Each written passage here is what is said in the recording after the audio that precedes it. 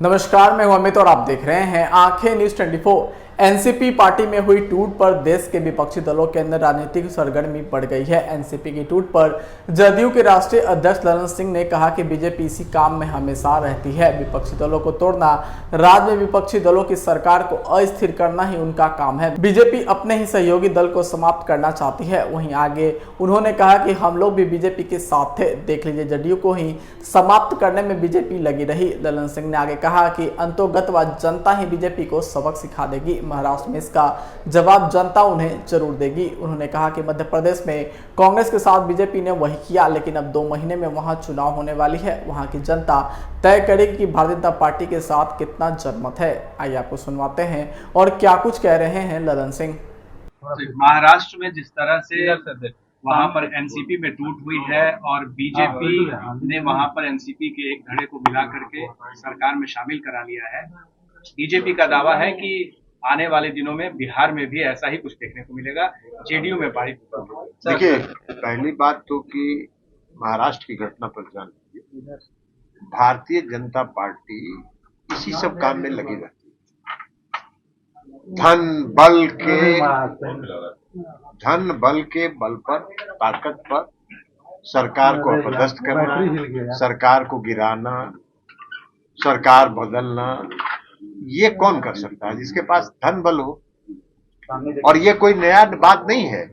हम लोग जब एनडीए में थे तो हम लोग के साथ शुरू हुआ था अरुणाचल में धन बल का प्रयोग करके। तो भारतीय जनता पार्टी इसमें माहिर है, लेकिन अंतोगत्वा जनता से उनको जवाब वैसा ही मिल जाता है। चुनाव महाराष्ट्र में भी होना है, वो इंतजार कर लें। महाराष्ट्र में उनको इसका खामियाजा भुगतना पड़ेगा। मध्य प्रदेश में उन्होंने किया था ना कुछ दिन पहले। आज मध्य प्रदेश में चुनाव अगले 2-3 महीनों में होना है और आप देख लीजिएगा मध्य प्रदेश का चुनाव भारतीय जनता पार्टी बुरी तरह हारेगी। तो इसलिए क्षणिक लाभ के लिए वो जितना धन बल का प्रयोग कर ले उससे कोई फर्क नहीं पड़ता है। जनता सब आंख खोल कर देखती है इनके कारनामों को, इनके काले कारनामों को।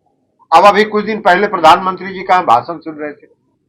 प्रधानमंत्री जी कह रहे हैं कि महाराष्ट्र में एनसीपी 7,000 करोड़ रुपए के घोटाला में एनसीपी के नेता फंसे हुए हैं। बाबू जितने थे सब तो वॉशिंग मशीन में चले गए, बीजेपी के वॉशिंग में।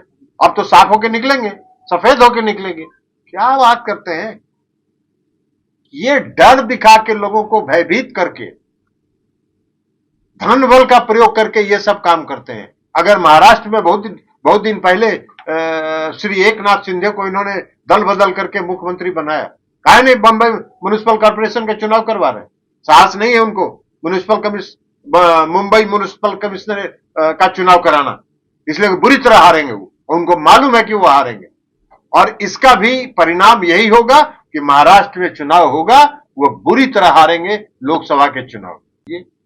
मोदी जी, सुशील मोदी जी मुंगेरी लाल का हसीन सपना देखते रहते और वो फिर मुंगेरी लाल का हसीन सपना देख रहे हैं। देखिए, कोई सीरियस आदमी अगर कोई बोले तो उसका सीरियस जवाब दिया जाता है। मोदी जी सीरियस आदमी है ही नहीं, वो बेचारे परेशानी में है। अब अभी लखीसराय में गृह मंत्री जी आए थे, उनको बुलाया भी नहीं था। हम सुने कि मोदी जी को गए थे वहां सुशील जी। अरे सुशील जी गए थे वहां, आप लोग में से कोई देखे उनका फोटो? नहीं गए थे। सबसे किनारे बैठे थे। अरे सबसे किनारे बैठे तो हम तो देखे थे कि मोदी अमित शाह जी जितना नाम पढ़ रहे थे उसमें सुशील मोदी जी का नाम तो नहीं पढ़े थे। तो उनका बेचारे का हासिल बहुत ही दुर्गति वाला हासिल हो चुका है भारतीय जनता पार्टी में। वो प्रयास में है, लगे हुए हैं कि किसी तरह वो पुनर्स्थापित हो जाए। हम लोग के भी अच्छे मित्र हैं, नीतीश जी से उनका अच्छा संबंध है। हम लोग भी चाहते हैं कि वो पुनर्स्थापित हो जाए बीजेपी में। अभी 24 आने वाला है, लेकिन वो बेचारे प्रयास में। आप बताइए ना, मोदी जी का हमने देखा कि मोदी जी हर घर, गृह मंत्री जी ने भाषण दिया और कहा कि हर घर नल का जल बिहार में पहुंचाया कि नहीं पहुंचाया। अरे हर घर नल का जल आपकी योजना है क्या? बिहार में 1 रुपया भी लगा है क्या आपका? नहीं लगा है। मुख्यमंत्री नीतीश कुमार जी ने आपके ऑफर को कुछ पैसा आप देना जरूर चाहते थे, लेकिन मुख्यमंत्री जी ने कहा कि इनका 1 रुपया नहीं लगा, इसलिए कि कुछ पैसा देंगे और उसको कहेंगे कि मेरा योजना, यही काम वो करते रहते। तो इसलिए मुख्यमंत्री जी ने कहा कि हर घर नल के जल योजना में केंद्र सरकार का 1 रुपया भी नहीं लिए। अब मोदी जी उसका जवाब दे रहे हैं क्या? 14th फाइनेंस कमीशन का पैसा उसमें लगा कि नहीं? अरे मोदी जी, आप इतना दिन वित्त मंत्री रहे, आप कुछ पाने के लिए ऐसा कर रहे हैं जिसका कोई जवाब ही नहीं है। 14th फाइनेंस कमीशन का पैसा कोई केंद्र सरकार देती है हमको अनुदान, कि 14th फाइनेंस कमीशन का पैसा और फाइनेंस कमीशन का पैसा एक फॉर्मूले की तरह हर राज्य को मिलता है और मेरे राज्य का भी हिस्सा है, तो हमारे राज्य को मिला, आप कौन सी प्रवचन दे रहे हैं? तो सीरियस आदमी की बात का जवाब दिया जाता है, जो गंभीर है ही नहीं, अपना पद अपना स्थान सुरक्षित रखने के लिए, खुश करने के लिए कुछ बोलता हो, उसकी बात का जवाब नहीं देना। एनसीपी में टूट का क्या असर पड़ेगा? क्या विपक्षी नेता? कोई असर नहीं पड़ेगा, बल्कि विपक्षी दल जो हैं उनके इस कारनामों से और मजबूती के साथ एक होंगे, और ये उनका कारनामा जो है ये इस बात का प्रमाण है कि वो घबराए हुए हैं।